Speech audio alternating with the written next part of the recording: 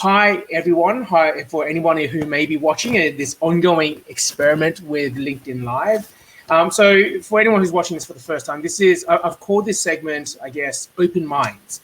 And for me, it was an idea of, can we get a weekly sort of lunch and learn type session going?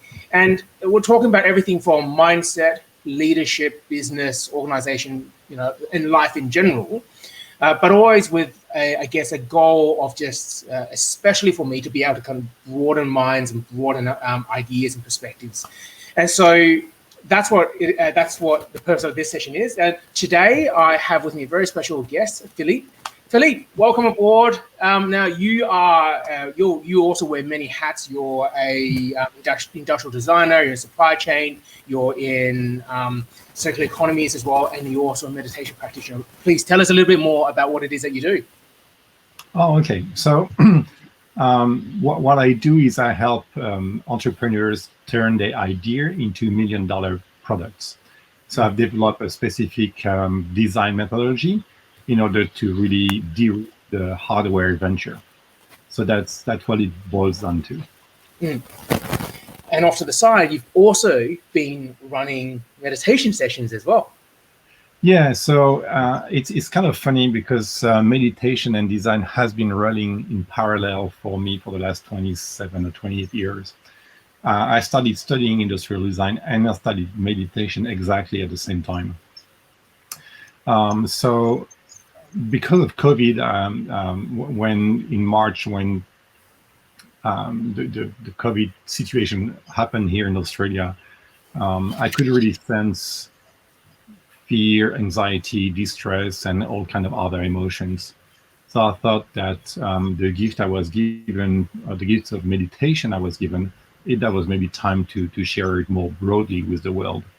So before that, I had a number of students, but that was just one-on-one sessions and more private sessions. So I decided to open up a bit more and make that public. So every Thursday morning, I will lead and guide a meditation. Wonderful. I really like how, and I didn't realize that you've been practicing meditation for quite that long. I mean, I've only known you for, I think, a few months at this point, but I knew over time bits and pieces of your meditation practice starting to come through, which I find really interesting that you've started pretty much when you started your industrial design as well. So I want to get into this a little bit more because, and the topic for today's session, I called it applied meditation. And I was a little bit tongue-in-cheek in that, but only because from my perspective, I've tried quite a lot of different types of meditation.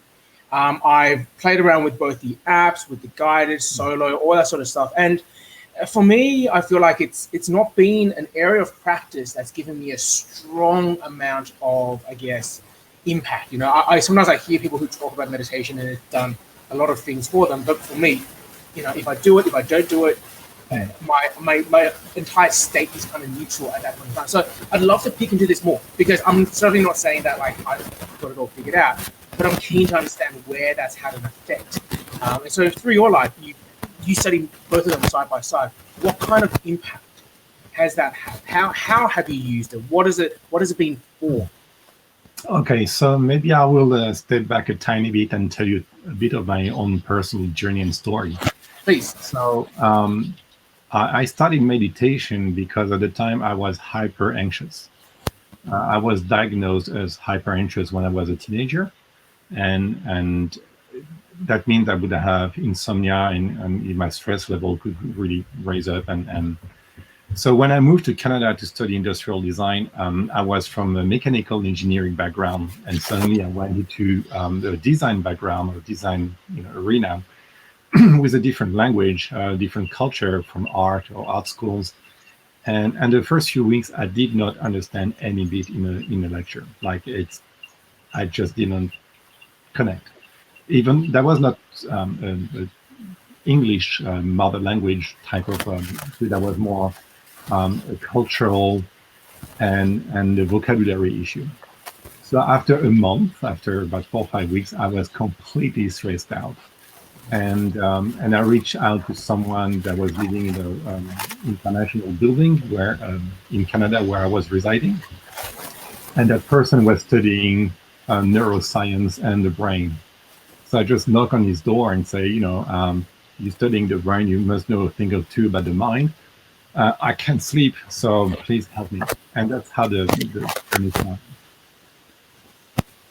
And so, in applying that, I guess you then started your study of meditation at that time. So as you've kind of, I guess, practiced that craft over your years, where has that started to, I guess, manifest for you? Like, did it, as your practice went up, did your anxiety go down? Like how has that sort of manifested? Yeah.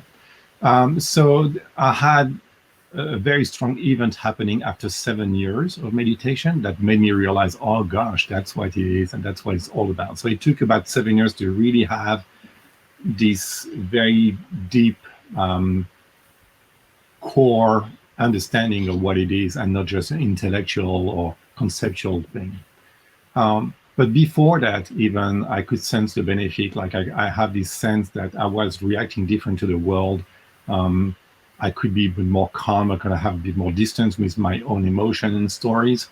Not all the time. I was still got caught up in some of my own patterns and things. But eventually, I could have a bit of a distance every now and then.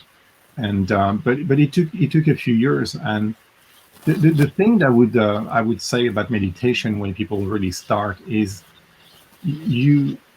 it's hard to convey, but pretty much when you start meditation and you do that and you practice, you don't have any ability to judge your meditation. And so a lot of people will see it and they say, oh yeah, well, my mind is still busy after 6 months, I'll give up. Well, if you're 30 and you spend 30 years of your life being distracted, it's pretty hard to course correct that in 2 weeks. I don't know that many beings that can really do that. So there is that expectation, that people have that. And one thing that I don't really like about a lot of meditation out there, and I call them transactional meditation. There are all those programs that give that promise that you're going to be calm and going to be happy and it is true to some extent. If you ask some of the monks that have been practicing meditation for 20 years and 10 in a cave, yes, they are happy and they have a different mindset. But that's not the context for everyone. This being said, if you practice regularly, you will have a compound effect, and eventually the compound line is very, very flat at the beginning. And I understand it's a bit disheartening and annoying, but then it's going to kick up. And when it kicks up, it can really have a very nice curve very, very quickly. So that's why when I teach, I really insist on the foundations of meditation. Yes, I really like that phrase that you've just used, transactional meditation. That's something that's, I haven't heard that described that way before, but when I hear it, it does make a lot of sense. And it's a little bit like what you've described, this idea that meditation sometimes is promoted as almost like a perfect solution in some ways, and I see Kimberly and Natalie on the line as well. And Natalie and I, we were talking about this because about toxic positivity last week. That sometimes there's ideas that are put forward which are, just do these 3 things and you will be positive. And then realizing actually it never works out that way. And that is always an ongoing, I sort of see life as being obviously like that. You get ups, you get downs. Yeah. The practices in between is what then helps us focus. So with that said, then when you get to what I'm also curious about next is that. So let me start again. I feel like for me, I've seen a lot of transactional meditation in my life.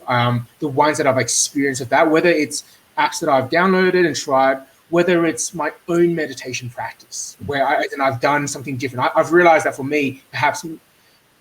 Listening to how it's just going inwards, focusing your breath or something like that. After a period of time, I still didn't really do anything. So I had to kind of listen in and go and find something that works for me. What are some, I guess, other methods and techniques and different ways of meditation beyond what is known? What is the most commonly known one? What are the other types of meditation that you've seen? Okay. So maybe before that, if you don't mind, I will give a step back and maybe explain what I think is meditation in the first place. Yep. Yep. Because I like to start with the intention, because I think that really guides all the rest. It's like, putting the direction where you want to go. Mhm. So for me, meditation is the real goal of meditation is what people say called liberation or awakening. And if I can define awakening for what it is, it's either your ego will dissolve. That's one way to share it. The other way is like your ego inside out. One good definition I was given by one of my teachers in about awakening is like the ability for your mind to embrace the good, the bad, and the crazy. And that tells you that actually meditation is just embracing all your aspect of your mind. So if you come from that place, it means that making your mind more spacious so that all your negative emotion and stuff like that don't bother you anymore. And you have so much space that you're not disturbed by any of that. So that's kind of what awakening is. And to get there are three stages on the path. So the first one, and you probably heard of it, is called calm abiding. And the whole idea is that you realize that your mind is actually noisy, like really noisy. You have stories, patterns, stuff you tell yourself, the good, the bad, and the right side, the left side, and the yin and the yang, and all that stuff. And your mind is very, very noisy. So calm abiding is just applying a meditation technique to kind of slow down that pattern and start being a bit more spacious and having a bit less stories. So that's the first step. And the first step leads to the second one, which is the technical term is called vipassana. It means seeing through. So when your mind is calmer, then suddenly you can see the stories for what they are. So usually you have a thought, it's like, okay, well, I haven't had lunch yet. That's one part, and that thought is considered as pure. But the afterthought, that's where your mind keeps spinning. So you start with, oh, I'm hungry, I haven't had lunch. It's like, oh yeah, well, I'm doing that thing, and oh, I should start cooking now because, and then you start telling plans, and that's completely unnecessary. It kind of clutters your mind. So in Vipassana, you start seeing all those stories, and then you can catch yourself, and then eventually you reduce the time of the story to just that original thought. And then there will be a space in between one thought and another, and then you can expand that space too. So that's what happened in that second stage. The third stage starts with a teacher, and there is an event called the recognition of the nature of your mind, which is the best way I can describe that now maybe is that's kind of a pristine awareness that you have already in your mind, but you cannot see. And suddenly the teacher will come and will show that to you. And it's a bit like you've never seen your face ever in your life and someone presents a mirror. It's not that you've never had a face before. It's just that you don't see it and recognize it. It's similar, but for your awareness aspect of your mind, so to speak. And after that, the third phase starts. And the meditation is different at that stage because you work directly with the mind. And if you do that for long enough, then there's awakening happenings like a lever. You go over the top and suddenly you fall on the other side. So you have this kind of eternal awareness in your mind stream. So that's the phases. And when it comes to the different type of meditation, there are plenty out there. And I would just recommend a very simple one, which is watching the breath. So one that is very easy to practice pretty much anytime, anywhere. You don't need any app. You have everything that you need to on you all the time. It's watching the breath. And there are different techniques, belly, different type of breathing. But the best one for me is not altering your breath or doing anything like this. It's just watching your breath. So that's yeah, go ahead. Yeah, so I really, because we'll get to one of the techniques a little bit later on, and we'll practice one. But I really like the way that you've broken that down into those sort of three steps of, if I could almost paraphrase that, it's almost like make space for, to be able to observe, and then to kind of, in some ways, own, so that it sort of transcends that component. And Natalie's got a comment here, which I'd love to point point you to. She said, I don't think we can dissolve the ego. We need the ego to live on this planet. But then, of course, she agrees about the awareness. So you know if you are coming from ego or love, and therefore if you can do anything about it. So what are your thoughts to that? We can talk about terminology for days, but your ego is all the construct that have been built either for you when you were at school, with your parents, with society. And when your ego is completely dissolved, then your sense of self is fully there. So it's not that you don't have any ego anymore, or you can still have a facade and the persona to play in social terms. But there's a point in meditation when your ego is completely gone and you're just pure awareness. But in that context, you have a very strong sense of self. So I want to go further into that point, because for me, if I can share, right, I with a couple of friends of mine, pretty much ever since, say, university, which is like more than 15 years ago now, we constantly are talking and self-reflecting on just our minds, on our awareness. And for me, there's a point where sometimes I listen to some of the meditation and sort of get to this point of self-awareness. And I find it interesting because there's a part of me that goes, yes, but what next?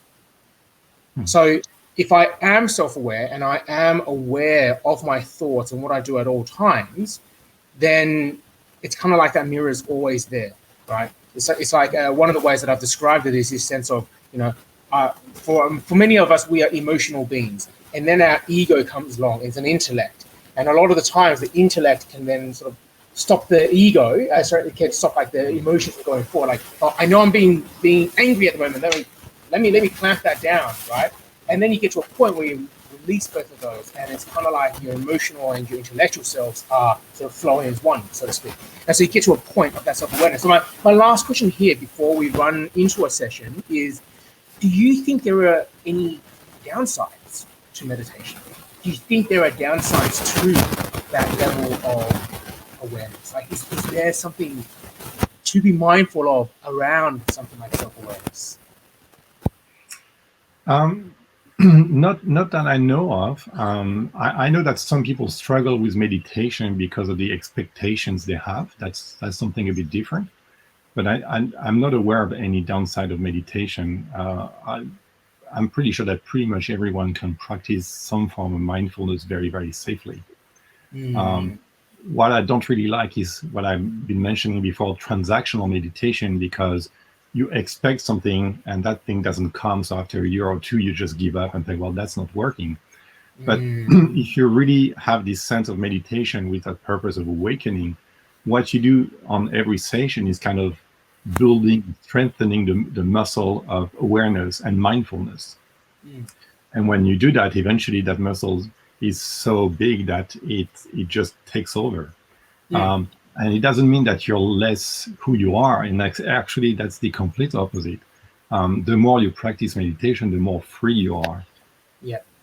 Okay, so to me, there's an analogy that's come to mind is it's kind of like, well, we exercise not always because we love the exercise at the time, but in the long trend of things, there is a big benefit to that, and we don't always see that. So I like that. All right, so with the remaining time, I'd love to pass on over to you. So for everyone who's watching, we're actually going to do a live guided meditation. And even if this is not live and people are skipping to this afterwards, we'll put it up or we'll share or something like that. So, Philippe, over to you. I'm going to put you on screen and in your hands. Okay, thank you, Scott. So, yeah, I'll feed this out. So the meditation I would like to share with you is called Anapanasati. And it's a very ancient meditation. It's a very classic one, which is watching the breath. So the way we're going to do that is we're going to apply mindfulness to the tip of our nose here at the bottom there. So if you look on the side, it's that place here. And the whole point of the exercise, and that was what we're going to do in small sessions, the whole point is to be aware of the sensations at that exact point at the tip of your nose. So when you start the practice, you just sit back straight as much as possible, relaxed but straight, meaning not leaning forward or backward, like being super relaxed.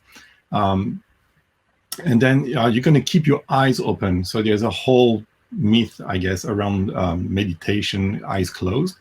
The point of meditation also is to come to be with the world. So you don't want to close yourself to the world. You are part of the world. So you keep your eyes open, but the eyes it's a bit like some of the images you have probably seen, half closed, half open. So it's like they're very soft gaze. And you look about 45 degrees before you. And it's not looking at something in particular. So for me, I'm not really looking at the keyboard of my computer, but it's that very soft gaze where you see pretty much everything that you can perceive. So back straight, gaze 45 degrees in front of you and relaxed. And what you're going to do, you're just going to pay attention to the sensation at the tip of your nose. And what's going to happen is that after a few breaths, you're going to be distracted. Your mind starts wandering to a story. And the whole idea is to catch yourself within the story and come back to the breath. So we're going to do a number of very short sessions. We're going to start with maybe one minute. So let's start and watch the breath.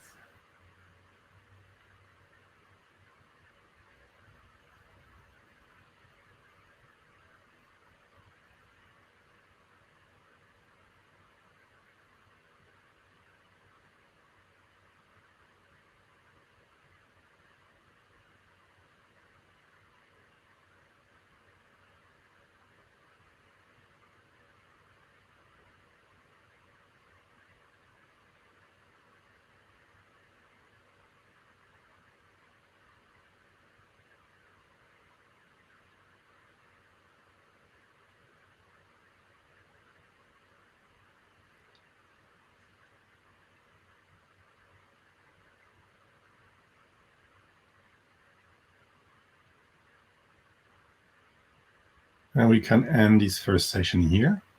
So you may have noticed that when you started the practice, you were watching the breath, and after 3 or 4 breaths, you had some emotion, a thought, or something happening, and then your mind went poof. And you may have experienced that it's the sound of my voice saying that's the end of the session. I kind of woke you up from that story. And if that's the case, that's completely fine. That's why sometimes I recommend short sessions. So we can do another one, and maybe a minute or 2, and I'll put reminders in the middle. So again, very simply, relaxed. The gaze is very soft, and you just watch your breath.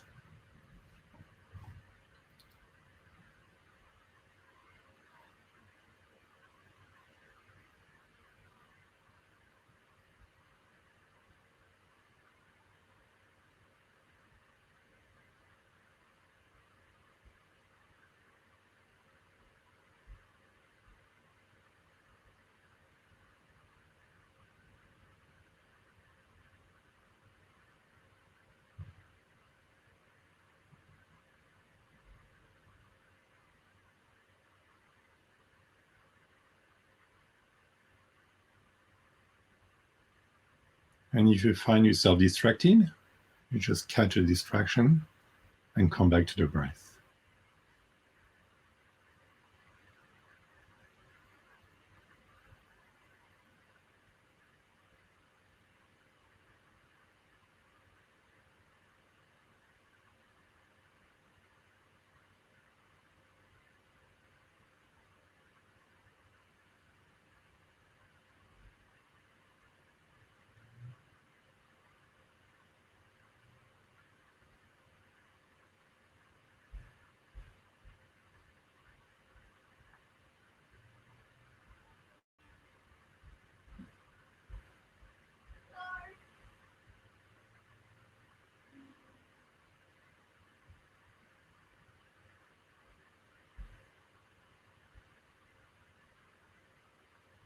And again, if you find yourself distracted and thinking about something else, just come back to the breath.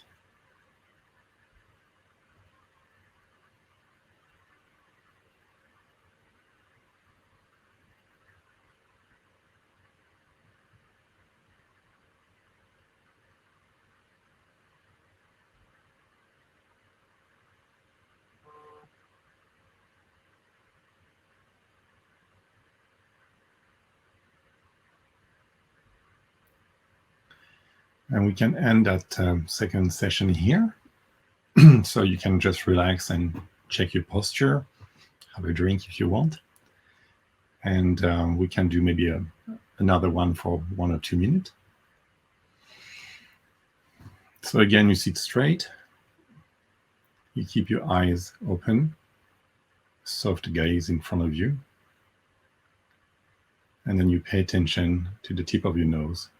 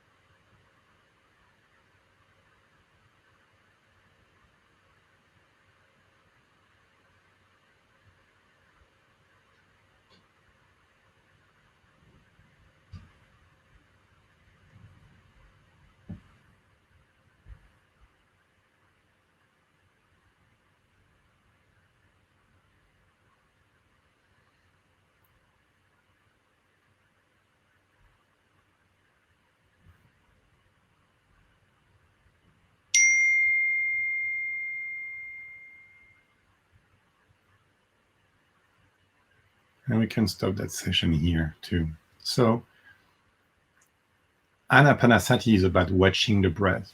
And when I mean watching the breath, it's finding this anchor so that you focus on the sensation, and that forces your mind to focus on one spot. And of course, you're going to be distracted. You're going to have thought and emotion. And of course, you will get carried away because we've been distracted for so many years. And by doing that, we're kind of rebuilding the muscle of mindfulness and awareness. So that's it, Scott. And that's, that will be my session for today. Thank you so much, Philippe. I enjoyed that session. I think it was interesting again to think about what you sort of said as well, sort of applying the idea that this is just in many ways an exercise and not making it transactional. I think that's probably the biggest thing that for me as a takeaway from this is separating the transaction itself from the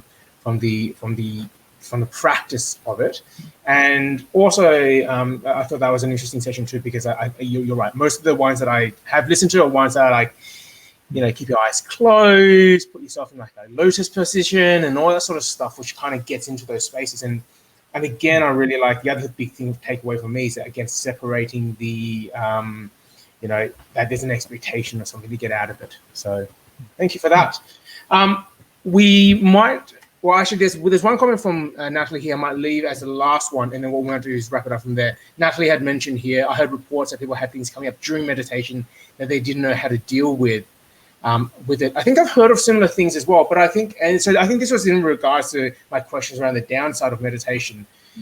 I feel like that's in some ways that's a surfacing of perhaps issues that we've experienced in the past, as opposed to necessarily the meditation itself. Maybe that was the mind flagging something to work on, but I'd love to get your thoughts on that. When you practice meditation, it's a bit like peeling an onion. So you're going to go into layers of your mind where maybe you just don't want to go. So as human beings, there are two things that we experience. One is unconditional love. There's always a time in your experience that you're going to get that. And the other is trauma. And of course, most of us want to bury the trauma and don't want to hear about it. But actually, if you really want to be your full self, you need to dig into that. That's one of the reasons why I insist so much on the foundations. It's because if you just practice meditation and your mind is agitated, and on top of that, you have your old trauma coming, this is overwhelming. It's not that meditation is not working, it's just the timing isn't right. The foundations are not there. You wouldn't build a house just on a piece of grass. It doesn't make sense. It's going to fall. In the same way, you need to practice the foundations of meditation, because when you have that, your mind is much more spacious So when something happens, then you have the ability to take it. One of the images that is used and that you really sense actually in meditation after a few years is the difference between the wave and the ocean. So your actual mind, when you start, is just a wave. It's noisy. It's moving all the time, and it's one after the other, and it's constant. But you are the wave. But as your mind expands, then you become the ocean. And the nature of the ocean is to have the wave. But the ocean is big, so big that it's not bothered by this wave or that wave. So the whole idea is to build a foundation so that you move from the wave to being the ocean. And when you're in the ocean, then the wave don't bother you too much. Even though it's a stormy day and there are big waves, it's just what it is, and you can take it. I love that analogy, and I think it's right. Like, where sometimes the people that we see, sometimes we get caught up in the waves, the ebbs and flows. It's like someone being taken out by the surf constantly, right? And then sometimes you say, no, it's just go under, go deeper, right? Because when you're part of it, then it's, it all sort of crashes around the top. So I really like that as an analogy. So thank you, Philippe, for joining me on this session. Thank you for the conversation around meditation. I really appreciated and enjoyed it, and it's definitely helped me sort of open my mind up a little bit as well. Thank you to everyone who might be watching. Actually, Philippe, for anyone who wants to find you, where can they go? The best place will be on LinkedIn. Just check my profile on LinkedIn and connect. If you connect, maybe mention that you've been watching the session so that I know where you're coming from. But other than that, please just connect.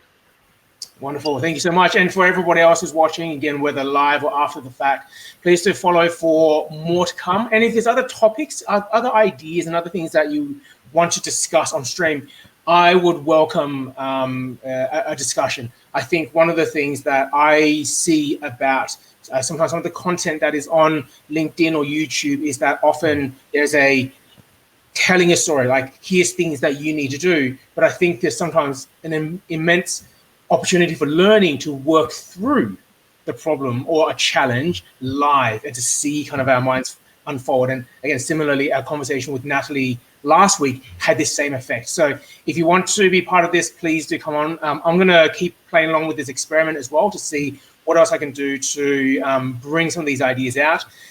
Otherwise, enjoy the rest of your week. Enjoy the rest of your day. Please keep meditating, and I'll see you guys next week. Thank you so much. Bye. Thank you. Thank you for having me, Scott.